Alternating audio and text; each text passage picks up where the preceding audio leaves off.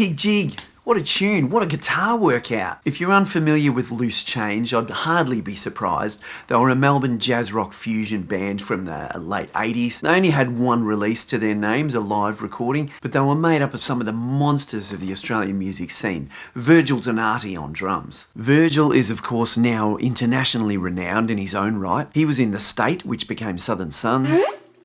He played with Peter Couples, Broderick Smith, Judith Durham, John Stevens. He was the drummer on the brilliant Australian cast recording of Jesus Christ Superstar. He even appeared with Mick Jagger and Dave Stewart on the Alfie soundtrack. Plus, Virgil has played with some of the greatest shredders on the face of the earth.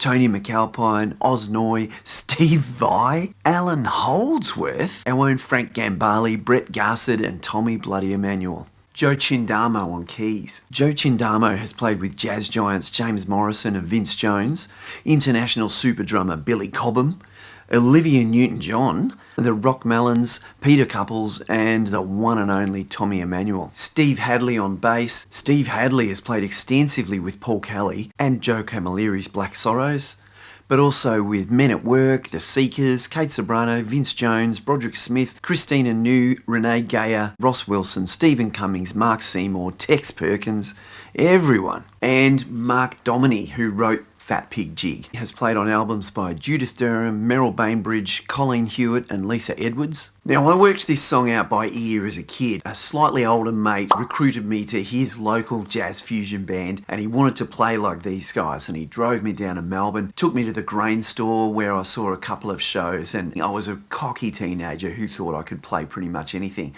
But that was the first time I'd stood in a crowd and thought, I've no idea what's going on. There's no way. If this guy suddenly broke his finger and they said, are there any guitarists in the house? I would not be putting my hand up.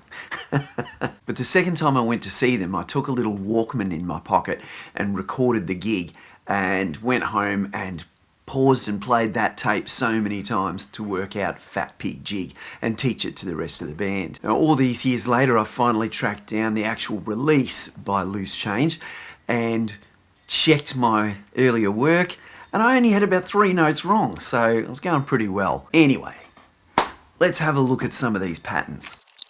Fat Pig Jig is a great guitar workout. I've shown a lot of students over the years. It's a great alternative picking workout.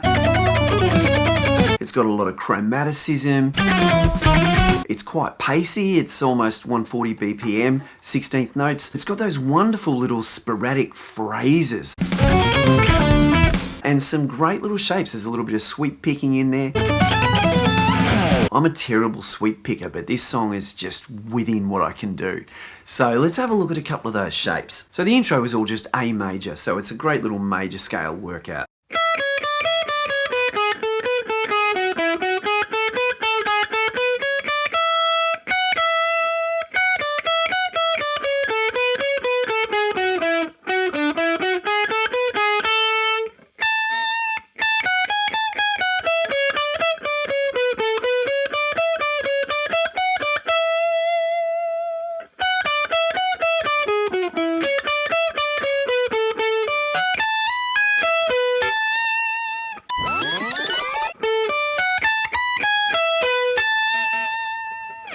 So there's our first little sweep right there. A D shape, up to an E, and then an A note to finish off. So we can play that as down, down, down, up, up, up. Or if you're like me and you find sweeping really hard, we can incorporate a couple of pull-offs and hammer-ons and slides. Then we get into some more bluesy phrasing and some distinctly jazzy phrasing.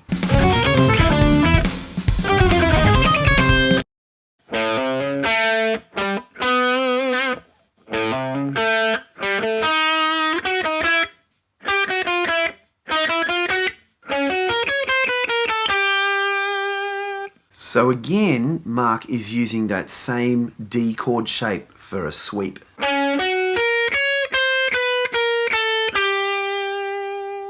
Now the next phrase is one of the hardest runs for me in the whole piece. We sweep up an F sharp major triad, and then we come down an A minor, and then D, E.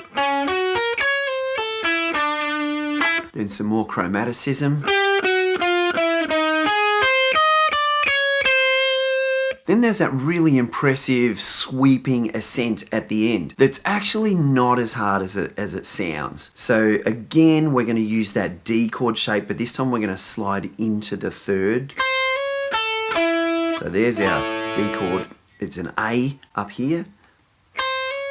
We'll slide up to a B flat, slide up to a C, slide up to an D flat, an E flat, and an F, an F5.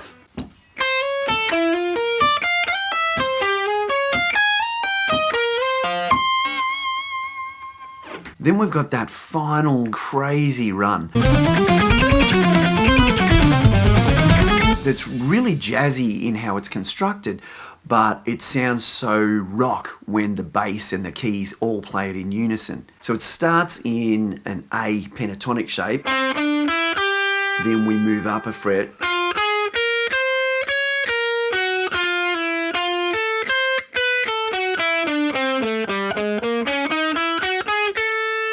that's just a brilliant run. I love all that's going on there. It sounds like it's just going to be a pentatonic lick, but then moves up a fret, which is unexpected.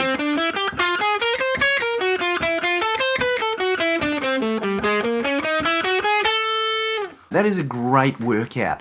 The tabs for this and all my lessons may be found over on my Patreon, which if you can spare a dime, a dime? What? If you can spare a couple of bucks, will help me sit here and produce more content for you to practice rather than having to go out and do boring stuff.